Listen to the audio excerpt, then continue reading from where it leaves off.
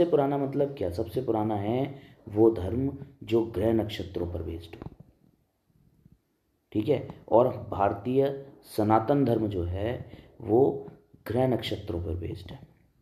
अब दिवाली को ही ले लो, कल दिवाली है, लेकिन ये दिवाली में एस्ट्रोलॉजिकली ऐसा क्या है कि हम कल के दिन ही दिवाली मना रहे हैं? तो इस बात को समझो, हम लक्ष्मी की पूजा ही क्यों कर रहे हैं? अमावस्या के दिन ही दिवाली क्यों मना रहे हैं? वैसे तो अमावस्या को बहुत खराब मानते हैं, लेकिन क्यों पूजा पाठ अमावस्या के दिन हो रही है भाई? सोचो, समझ रही बात को? तो अब मैं तुमको समझाता हूँ। दिवाली का मतलब क्या है? अब देखो, इसको हर युग में कुछ महत्वपूर्ण लोग अर्थ पर आते हैं, या हर युग में कोई ना कोई व्यक्ति तो लीड करेगा ही ना। तो लीडर होता है तो बहुत सारे चीज़ों को उससे जोड़ दिया जाता है जिससे कि समाज में वो आगे तक याद रखी जाए। लेकिन इसका मतलब ये नहीं है कि सिर्फ राम जी अयोध्या वापस लौट के आए थे इसलिए ही सिर्फ दिवाली मना रहे हैं, नहीं। एस्ट्रोलॉजिकली इसका क्या रीज़न है? सुनो, बताओ, एस्ट्रोलॉजिकली इसका क्या रीज़न है? तो इसका रीज़न क्या है? इसका रीज़न है क्योंकि सूर्य इस समय पर तुला राशि में रहते हैं, और तुला राशि का स्वामी कौन है? शुक्र, ठीक है। और वैसे तो सूर्य जो है पूरे महीने लगभग 30 दिन इस राशि में रहते हैं, और 30 के 30 दिन हम दीपदान करते हैं। दीपदान की परंपरा है हमारे। ऐसा नहीं है कि सिर्फ अमावस्या वाले दिन 21 तारीख को दिवाली है तो 21 तारीख को दिवाली वाले दिन ही दीपदान किए जाते हैं। बताओ भाई, तुम तो गंगा जी के किनारे हो, किनारे रही हो, नरोरा से हो। पूरे कार्तिक के महीने में लोग गंगा नहाते नहीं नहाते? दीपदान करते नहीं करते? है ना। अपनी छतों पे से गंगा जी, और जो अपनी छतों पे से दीपदान करते हैं, दूसरा गंगा जी में दीपदान करने लोग जाते हैं, ठीक है। ये सिर्फ इसलिए नहीं कि भाई राम जी जो है लौट के आए थे इसलिए हम उस दिन दिवाली मना रहे हैं, नहीं जी। पूरे महीने मनाते हैं दिवाली तो। और क्यों मनाते हैं? क्योंकि सूर्य इस समय कमज़ोर हो जाते हैं। आप एस्ट्रोलॉजी का एक प्रिंसिपल है कि जब सूर्य शुक्र की राशि में जाता है तो सूर्य अपने गुणधर्म छोड़ देता है, सूर्य अब कमज़ोर हो जाता है। सूर्य कमज़ोर होने का क्या मतलब है? सूर्य के गुणधर्मों का क्या मतलब है? सूर्य के गुणधर्मों का मतलब है, सूर्य का पहला गुण है आग, दूसरा है गर्मी, और तीसरा है साउंड।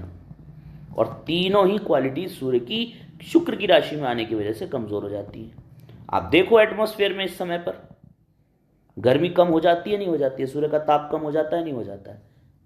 आप देखो इस समय पर धुंध, अंधकार और धुआं वगैरह एटमॉस्फेयर में इस समय बढ़ जाते हैं। नेगेटिव कीटाणु, जीवाणु, ठीक है, इस समय पर छोटे छोटे मच्छर डेवलप हो जाते हैं। बैक्टीरिया, वायरस, प्रोटोजोआन के डेवलप होने का इस समय पर ज़्यादा वो रहता है कि ज़्यादा इस समय पर डेवलप हो सकते हैं। लोगों को सर्दी, जुकाम, खांसी, बैक्टीरियल इन्फेक्शन इस समय पर बढ़ जाते हैं। क्यों?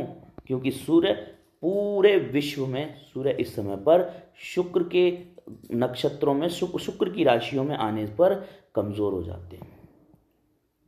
तो भारतीय वैदिक साइंस जो है, भारतीय सनातन धर्म जो है, उसने इस चीज़ को बैलेंस करा है दिवाली मना के। इस चीज़ को बैलेंस करा है। पूरे महीने हम दीपदान करते हैं, और इस दीपदान की परंपरा को जन जन तक पहुंचाने के लिए इसे महानायकों से जोड़ दिया गया। राम इस समाज के एक बहुत बड़े महानायक हैं, इसलिए उनसे जोड़ दिया गया। जरूरी थोड़ी है कि राम आए थे या नहीं आए थे, वो अलग विषय है। लेकिन दिवाली को राम से क्यों जोड़ा, इसके कारण अभी बताते। दूसरा एस्ट्रोलॉजिकल कारण है इसके, ऐसी कहानियां नहीं है, ये लोक कहानियां नहीं है, एस्ट्रोलॉजिकल कारण है। क्यों? क्योंकि सूर्य वीक हो जाता है। और आप देखो कि सूर्य गर्मी को देता है, तो गर्मी एटमॉस्फेयर में इस समय कम हो जाती है। सूर्य ताप देता है, प्रकाश देता है, वो सब चीज़ें इस समय कम हो जाती हैं। सूर्य साउंड, एक वाइब्रेशन सूर्य क्रिएट करता है, ठीक है, वो वाइब्रेशन इस समय कमज़ोर हो जाती है, जिसकी वजह से एटमॉस्फेयर में कीटाणु बढ़ते हैं। और इन तीनों चीज़ों को बैलेंस करने के लिए भारतीय ज्योतिष शास्त्र या भारतीय सनातन धर्म कार्य करता है। वो पूरे महीने हिंदू धर्म को मानने वाले लोग दीपदान करते हैं, और वो ये है कि भाई आप उस चीज़ को बदल तो नहीं सकते। आप कहोगे कि भाई सूर्य अगर कमज़ोर हो जाता है तो हम तो नहीं चेंज कर सकते, नहीं कर सकते जी, लेकिन हम अपना प्रयास तो कर सकते हैं। जितनी अपनी क्षमताएं हैं उसके अकॉर्डिंग अपने घर में तो गर्मी को बढ़ा सकते हैं, अपने घर में तो आग को ला सकते हैं, जिससे हमारे घर में कीट पतंगे ना आए, जिससे हमारे घर में कीटाणुओं का प्रवेश ना हो। तो देसी घी का दीपक अगर आप रेगुलरली अपने घर में जलाते हो, अपनी छतों पे जलाते हो, अपने घर के आसपास जलाते हो। देखो इस समय परंपरा ये नहीं है कि आप घर के अंदर जो मंदिर बना हुआ है उसमें दीपदान करो। इसमें परंपरा ये है कि आप वहाँ दीपदान करो जहाँ कोई दीपक नहीं जला रहा, जहाँ ज़्यादा ठंड का प्रकोप है, जहाँ ज़्यादा कीटाणुओं का, माइक्रोब्स का, फंगस, बैक्टीरिया, प्रोटोजोआन का प्रकोप है, वहाँ दीपदान कराया जाता है। नदियों के किनारे, छतों पर, ऊंचाइयों पर, वहाँ दीपदान कराया जाता है। तो एक बात तो आपको समझ में आ गई होगी कि दीपदान सिर्फ दिवाली वाले दिन ही नहीं, पूरे महीने करा रहे हैं। और उसका रीज़न राम का आना नहीं है, वो एक कारण हो सकता है, लेकिन उसका रीज़न सूर्य का वीक हो जाना है।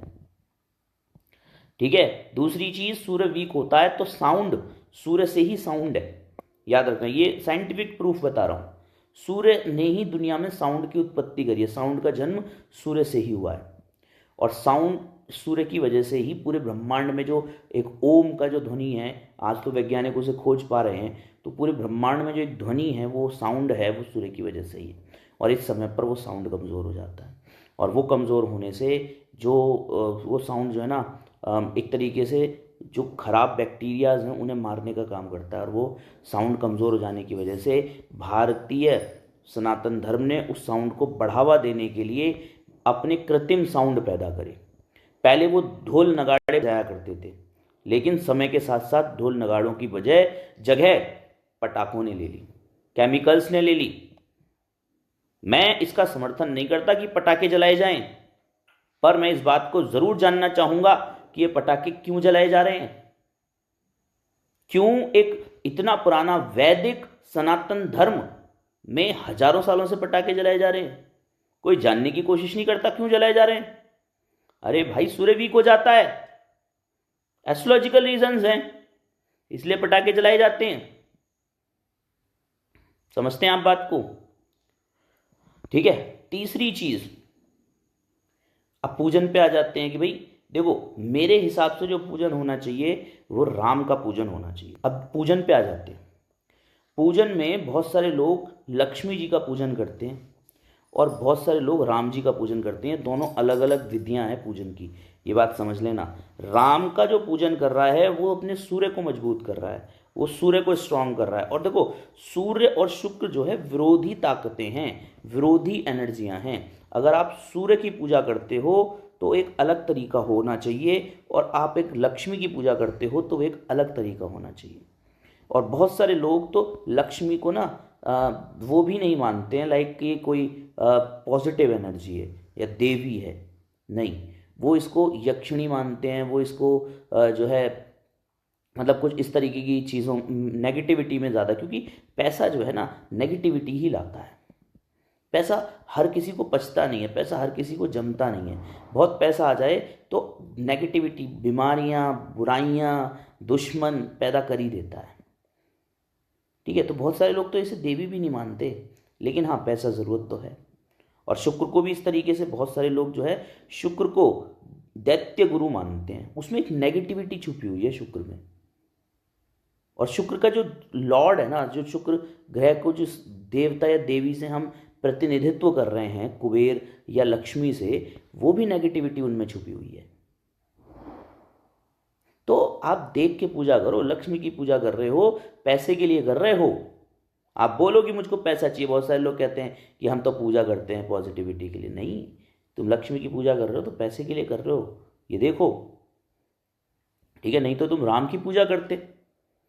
ठीक है। अयोध्या वालों ने तो राम के आने की खुशी में दीपक जलाए थे ना, तो राम की पूजा होनी चाहिए ना।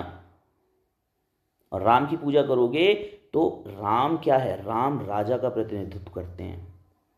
राम क्या है, राम सूर्य का प्रतिनिधित्व करते हैं। उन्होंने अपने परिवार को, अपने उसको नहीं देखा अपने समाज के सामने। उन्होंने इक्वलिटी, सूर्य जो है इक्वलिटी का प्रतीक है, वो किसी के साथ भेदभाव नहीं करता है।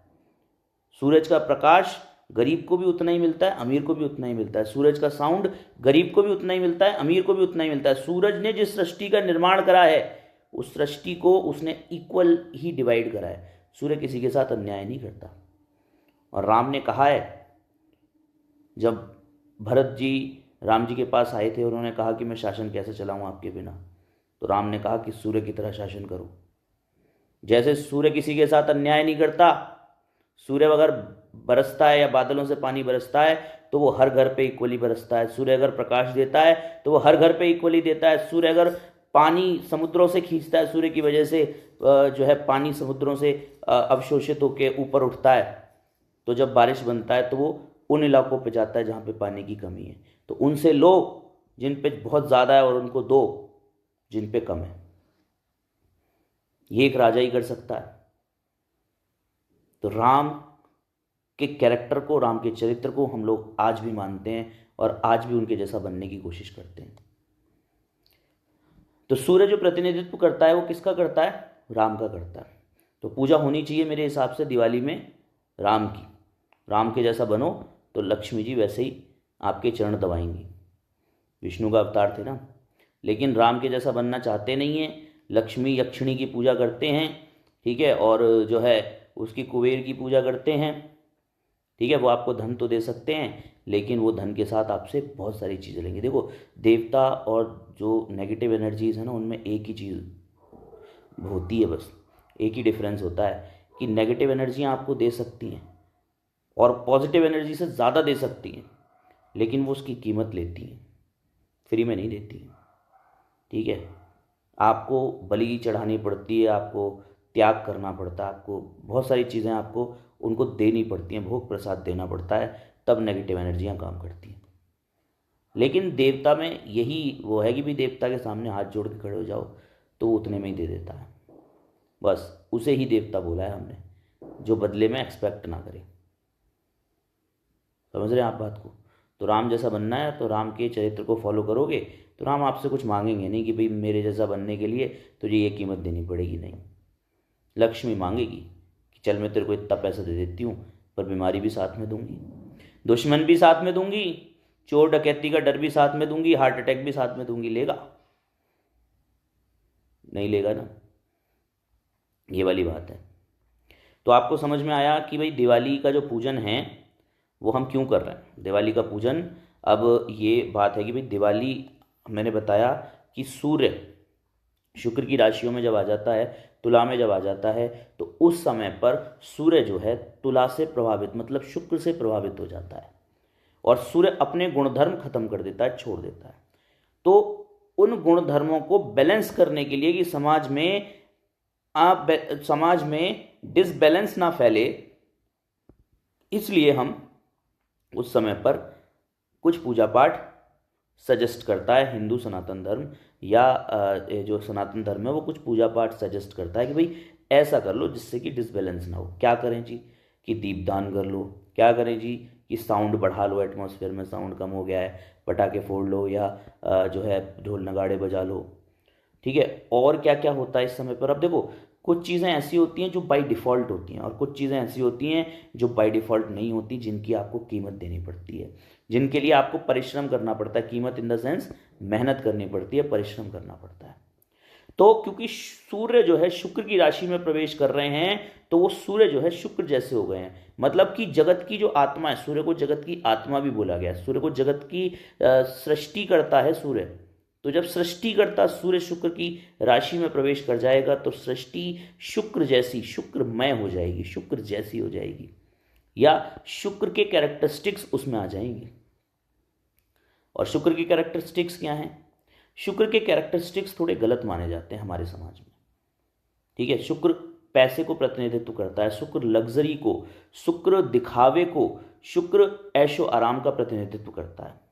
तो इस समय पर भारतीय समाज, या आप देखो, मैं उनकी बात नहीं कर रहा जो शेयर मार्केट पॉलिटिकली प्रभावित हैं, ठीक है, जिनको कुछ 4 ब्रोकर और 5 ब्रोकर चला रहे हैं, उसको प्रभावित नहीं कर रहा। लेकिन जगत की जो आत्मा है, जगत जिस तरीके से सोच रहा है वो कैसे सोच रहा है? क्योंकि सूर्य शुक्र की राशि में प्रवेश करे हैं तो पूरा जो समाज है वो थोड़ा सा लग्जीरियस या टुवर्ड लग्जरी की तरफ मूव करता है। वो पैसा खर्च करना चाहता है इस समय पूरे समाजों में। या आप देखो कि भारतीय समाज में तो स्पेशली कि बहुत सारे त्यौहार आते हैं बड़े बड़े, तो समाज बाहर खरीदारी के लिए निकलता है, बाज़ारों में रौनकें आ जाती हैं।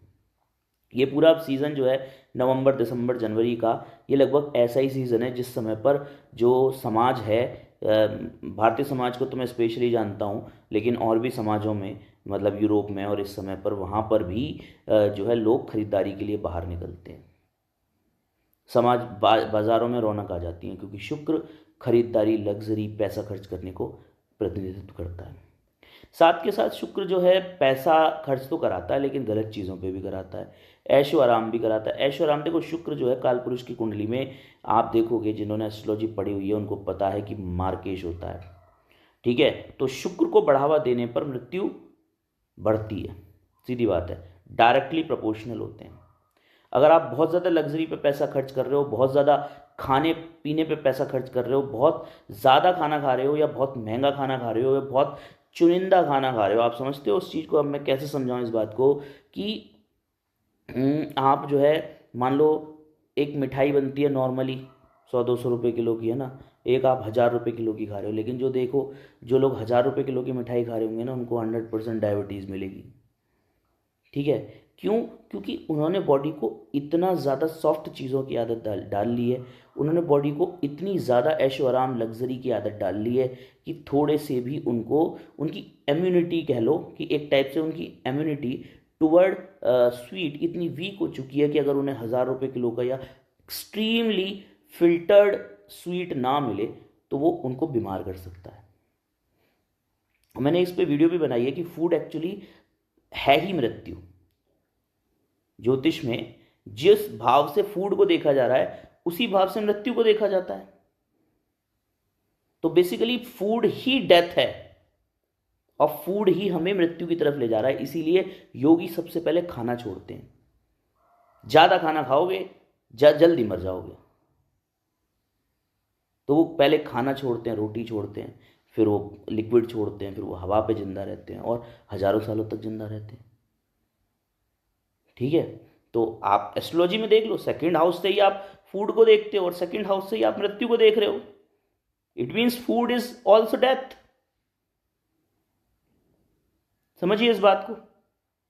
तो और उसका प्रतिनिधित्व कौन कर रहा है? उन ग्रहों का कारक कौन है, या उस ग्रहों में राशियां किसकी पड़ रही हैं? शुक्र की पड़ रही हैं।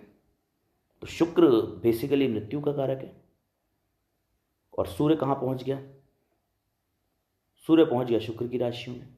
तो लोग ऐसी लग्जरी पे पैसा खर्च करने लगते हैं, या जगत की जो आत्मा है, जगत का जो स्वभाव है, टेंस टू ऐसी लग्जरी की तरफ मूव हो जाता है जो कि उनको अल्टीमेटली नुकसान में ले जाता है, डेथ की तरफ ले जाता है। अब मृत्यु का मतलब यहाँ पे मरने से ही नहीं है, कुछ भी डिकेइंग से है, डिस्ट्रॉइंग से है। तो वो स्वभाव उनको डिस्ट्रॉय करता है, डिकेइंग करता है। लोग फालतू में ऐशो आराम पे पैसा खर्च करते हैं। बहुत सारे लोग तो आपने सुने होंगे कि दिवाली की रात को जो है पैसों का गेम खेलते हैं, लॉटरी, जुआ, सट्टा इस समय पर बढ़ जाता है। लोग इन चीज़ों पे पैसा खर्च करना शुरू कर देते हैं। क्यों? क्योंकि सूर्य शुक्र की राशि में प्रवेश कर गया। और इसी चीज़ को जानते हुए भारतीय समाज ने, भारतीय सनातन वैदिक धर्म ने इसको पूजाओं से जोड़ा कि इस महीने में ज़्यादा से ज़्यादा पूजाएं करा दो, ठीक है। और लक्ष्मी जी की स्पेशली पूजा करा दो, जिससे कि लोगों को पैसा खर्च करने के बारे में वो सोचें कि कहीं हम पैसा गलत जगह तो नहीं खर्च कर रहे। यही है लक्ष्मी की पूजा। पैसा आएगा तो वो तो कर्म से ही आएगा, पूजा से ना आता पैसा। पैसा तो कर्म से ही आता है, मेहनत से ही आता है। लेकिन लक्ष्मी की पूजा का मतलब ये है कि आप लक्ष्मी के प्रति सेंसिटिव हो जाओ। कहां खर्च कर रहे हो, कैसे खर्च कर रहे हो, किस लिए खर्च कर रहे हो, ये सोचो। ये है लक्ष्मी की पूजा। लक्ष्मी की पूजा ये नहीं है कमल के फूल पे बिठा दो, फालतू में आरती कर दो, उससे पैसा आता है। और ना ही एस्ट्रोलॉजी ऐसा कहती। ये तो सब फ्रॉड लोगों ने बना रखे हैं अपने धंधे पैसा कमाने के। तो लक्ष्मी की पूजा इसी वजह से कराई जाती है कि लोगों को समझ में आए कि, या लोगों में एक जागृति फैले कि इस समय पर पैसे को ज़्यादा खर्चा नहीं करना। अब बात आ जाती है कि भाई 21 तारीख को अमावस्या के दिन ही पूजा क्यों कर रहे हैं?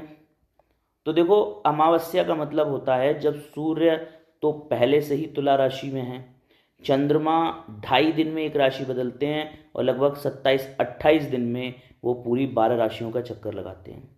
तो लगभग 2.5 दिन वो एक राशि में रहते हैं। तो तुला राशि में चंद्रमा कब होंगे?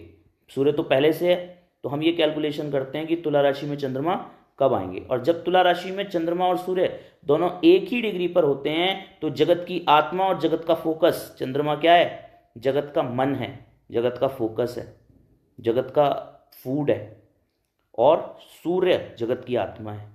और दोनों लुमिनरी ग्रह हैं एस्ट्रोलॉजी में, 2 ही लुमिनरी ग्रह हैं, सूर्य और चंद्रमा, और दोनों के दोनों एक ही राशि में एक ही डिग्रीज पर आ जाते हैं। मीन्स कि जगत की आत्मा मतलब पूरा फोकस जो जगत का था वो एक जगह केंद्रित था, अब आपका भी फोकस उसी जगह पे केंद्रित हो गया, मन, आपका मन भी उसी जगह पे आ गया।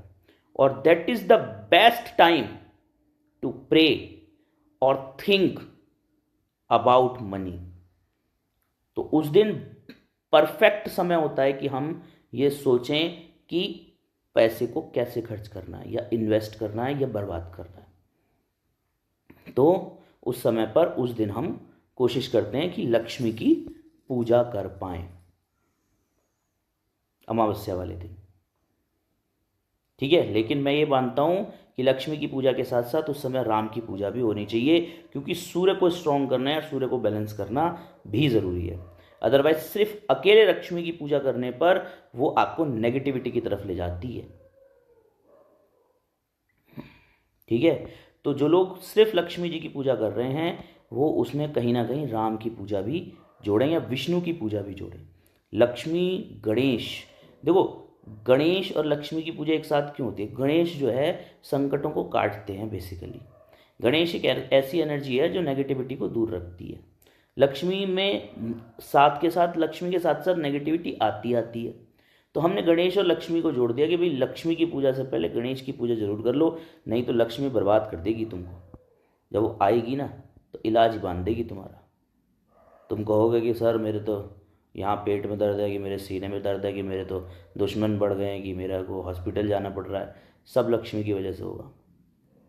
तो इस वजह से गणेश की पूजा कराते हैं कि पहले गणेश की कर लो, या फिर विष्णु लक्ष्मी की कर लो, क्योंकि लक्ष्मी को या तो विष्णु संभाल सकते हैं या गणेश जी संभाल सकते हैं, और विष्णु का ही एक अवतार राम है। और राम को हमने इससे जोड़ा भी है कि भाई देखो, राम जो है देखो सूर्य जो है संकल्प देता है व्यक्ति को।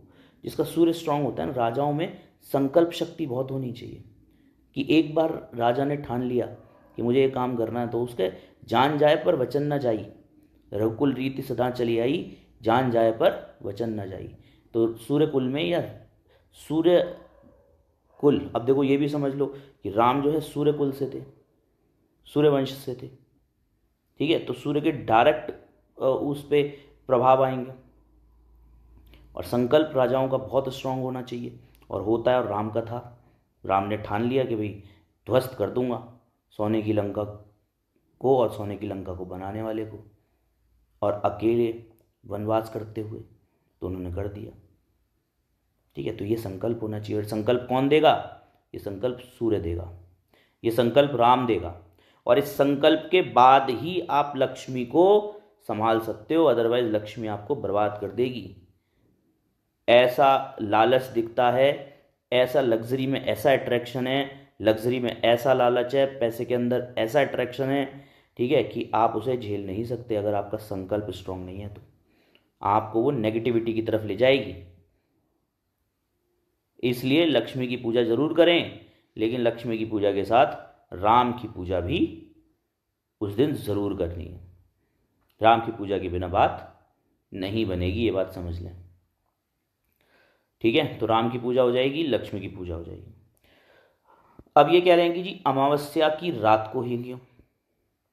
ठीक है, दिन में क्यों नहीं?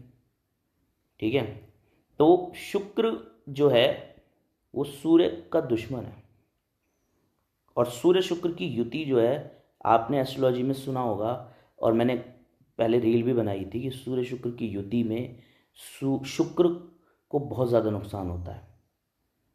ठीक है, तो अगर दिन में पूजा करोगे, सूर्य के दिखते हुए पूजा करोगे, तो लक्ष्मी आएगी नहीं।